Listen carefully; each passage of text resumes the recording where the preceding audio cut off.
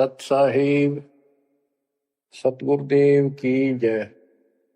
बंदी छोड़ कबीर साहिब जी की जय। बंदी छोड़ गरीबदास जी महाराज जी की जय। स्वामी राम देवानंद जी गुरु महाराज जी की जय हो।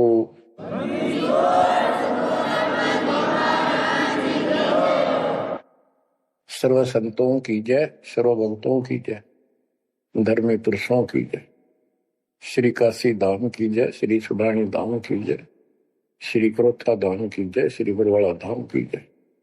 सत साहिब परम पिता परमात्मा कबीर जी की असीम रजा से बच्चों आपको परमात्मा की अमर कथा, अमर महिमा, सच्चा ज्ञान और सच्ची भक्ति प्राप्त है। इसको सामान्य बात ना समझो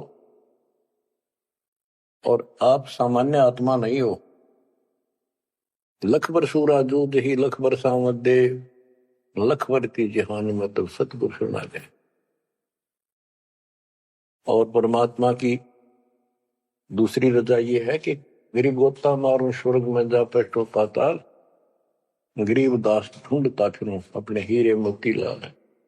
देखो आपको परमात्मा ने कैसे खोज लिया। ये अपना पिता है, ये अपना सच्चा हमदर्द है।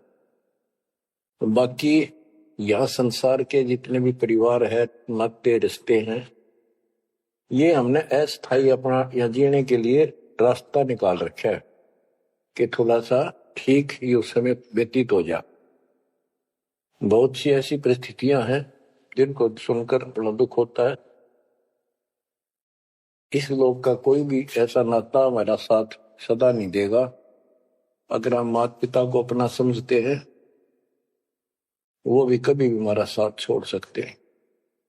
क्योंकि जिस लोक में जहां मृत्यु है, वह हम किसको साथी माने कि हमारे साथ रह जाएगा। तो हम उनको अपना तो मानते हैं और मानना चाहिए कि हमारे साथ रह रहे हैं और प्रेम अपने आप हो जाता है। लेकिन इतना ध्यान जरूर रखना कि कभी भी यहां से जाना हो जाएगा।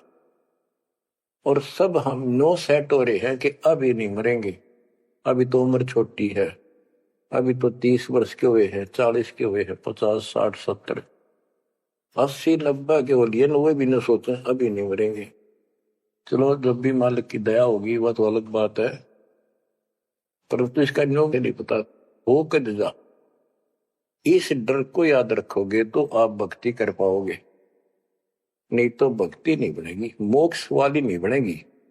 सामान्य भक्ति कर रहे हो, इसका फल इतना दे देगा, आपको संसार में न्यारा टाल देगा, इतना सुख देगा, इतनी संपत्ति दे देगा। लेकिन वह संपत्ति काम क्या होगी बताओ। जैसे इब्राहिम सुल्तान अदम के कितने ठाठ थे, राजा था, उसको उस संपत्ति जो उसके गले पड़ रही थी, उसकी जान का झाड़ बन गई थी, उसके जीवन को नष्ट कर देता वो ठाठ बाट, उससे मुश्किल से निकाला उस दर्द से। तो बच्चों थोड़ा सा हर पहलू पर ध्यान दो। परमात्मा से इतना मांगो, साईं इतना दीजिए जामा कुटुंब समावे, हम भी भूखे ना रहे अतिथि न भूखा जावा। ठीक है, परमात्मा ने संपत्ति दे दी, अच्छी बात है, मकान बढ़िया बना दो, बहुत अच्छी बात है, आपका ब्योत है तो बनाओ।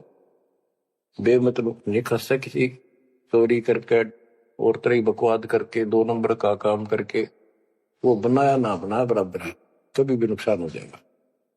और जैसी सुविधा भगवान देगा आपको, औरों से न्यारी देगा, आपके मकान भी सबसे न्यारे होंगे, आपके यातायात के साधन भी सबसे प्यारे होंगे, और आप परमात्मा के विशेष भक्त हो, बेटा हो, बेटी हो, आप विशेष उनके लाडले हो, लाडली हो।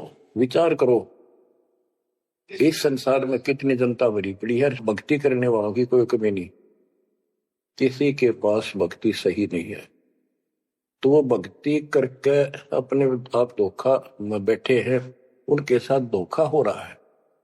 और आपके ऊपर कैसी गजब कृपा है कि आप सामान्य आत्मा हो, क्या आप सामान्य भक्त हो, भगतमती हो। लेकिन इस रजा को बनाकर रखोगे जो बात बनेगी। इस ज्ञान को नहीं सुनोगे, इसके ऊपर अमल नहीं करोगे, तुम उसे हो जाओगे जो आम संसार है। इस ज्ञान को सुन के आप प्रेरित हुए, मन की चाह बनी तो राह मिली, यानी सच्चा मार्ग मिला। तो दुर्भाग्य उन लोगों का जो गुरु बनाए बैठे हैं, सुनते भी नहीं। तो वो अच्छी आत्मा नहीं है, इतनी अच्छी नहीं है जो मालिक की शरण आ जाए, उनको मालिक ग्रहण कर ले, होंगी वो आ जाएंगी। और इतना कुछ ज्ञान सुना दिया और स्पष्ट कह दिया तुम्हारे गुरु गलत बता रहे हैं, ये प्रमाण देखो, ये देखो। उनके ऊपर कितना प्रेशर है उस काल का, उनकी आंख भी ना खुलती, नो के निंदा करे हैं तो गलत तेरा गजब हो। इतना गजब की भक्ति बता रहे हैं, इतना सुंदर ज्ञान, समझ साफ सुथरा, और हमने नो के वो निंदा करता है, वो तेरा गजब हो। तो बच्चों, इसको कहते हैं माड़ी किस्मत वाले। आपकी किस्मत को 10 शब्दों में बयान नहीं कर सकता। ऐसे कलयुग में जिसने टाइम भी को नहीं, 1 मिनट का भी, सारा दिन कितनी बकवास देख लो, मोबाइल घर घर हो गए, इनमें सबसे गंदे से गंदी पिक्चरें देख लो और सारा दिन इधर उधर की बकवास सुन लो। अब और समस्या होगी। पहले तो कभी कभी रिश्तेदारों की बात होया करती, अब रोज कई बात हो, कोई बात पर रोज लड़ाई हो जाए उनकी, कवासनी हो जाती है, नई समस्या और होगी इस तरह। और हम इसको भगवान के लिए प्रयोग करते हैं।